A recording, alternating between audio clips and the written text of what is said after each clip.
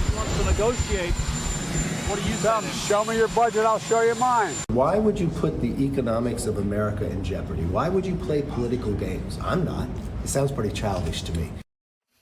President Biden and House Speaker Kevin McCarthy clashing ahead of their high-stakes meeting in just about 2 hours from now to discuss spending and the debt limit. Indiana Republican Senator Mike Braun joins us now. Senator, thanks for being with us. Okay, the president says, my pleasure. I'm not going to budge.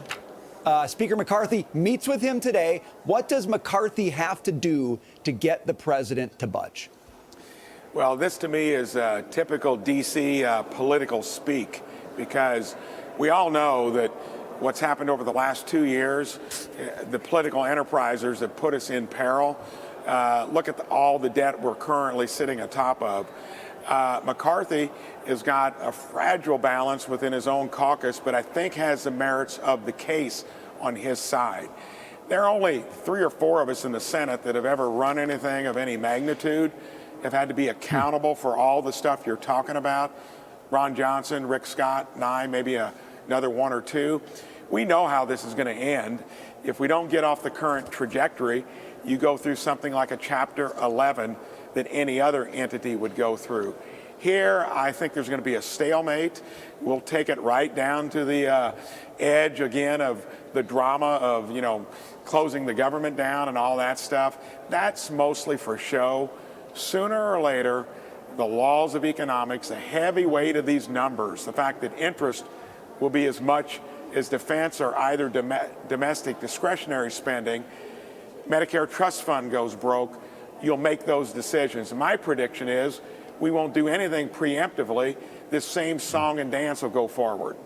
Senator Braun, if I may ask you, the big criticism right now with respect to how McCarthy is approaching this is he's speaking globally, and many people are saying, well, you need to give us a list of what the spending cuts would actually be so we could understand what you're talking about. Even the president said, I'll show you my budget if you show me yours, or whatever he exactly said. But having said that, I went through the reconciliation bill that was just passed, and there were loads of things in there that I can point to, for example, that probably could have been cut. For example, a green energy provision. $3 million went to Baltimore for an eco-village. There was a lot of spending on things that states should have been handling themselves. $2 million for a town hall in Middleburg, Virginia. Funding wokeism, $475,000 for an organization called RAISE at Ohio University. They're sponsoring activist professors. If he can, make a list of things in the budget that he wants to cut, wouldn't that make the process easier?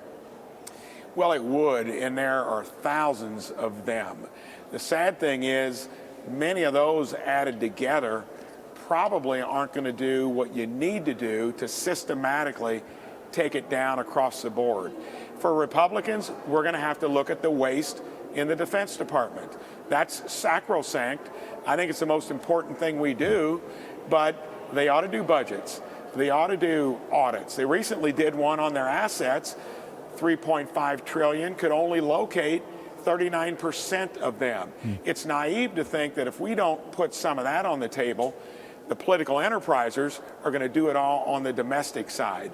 So I think you can get to those specifics. There are a lot of them to add up, but if nothing else, why don't you just take it to where it was the year before? Everybody seemed to be happy with that level, or maybe a year or 2 before, because if you don't, these $1.5 trillion deficits are going to swamp the system over time. Senator, I want to pivot topics with you quickly. You're leading, of course, a resolution to challenge Biden's new ESG rule, which you say is putting Americans' retirement savings at risk. You also say that there's a floor vote guaranteed. It can pass Congress with simple majorities in both chambers. Can you give us an update? Sure. I did that same thing, if you recall, months ago on the vaccine mandate, forcing employers down to 100 employees. Then the Supreme Court weighed in, thank goodness. Here, we're in almost as good a shape. I'll need another Democrat or 2, just 1, to get it to where there'll be a floor vote. They're doing the same thing in the House. We're going to get the floor vote. I mean, to actually send it to the president's desk. So we've accomplished a lot just in 1 week. And think about all we're saying is don't force the $12 trillion that are under management in 401ks to have to take into consideration or consider the woke agenda. That's about a 2% difference on return. do the math, 2% of 12 trillion, that's a lot of money. We shouldn't be having that as a criterion for managing hard-earned savings of Americans across the board. This is going to get a hard vote for everyone in the Senate. The House is going to do the same thing. Hopefully we get one more Democrat on the floor to vote for it. Then it goes to Biden's desk. Senator Braun, thank you so much. Great to see you today. You bet. My pleasure.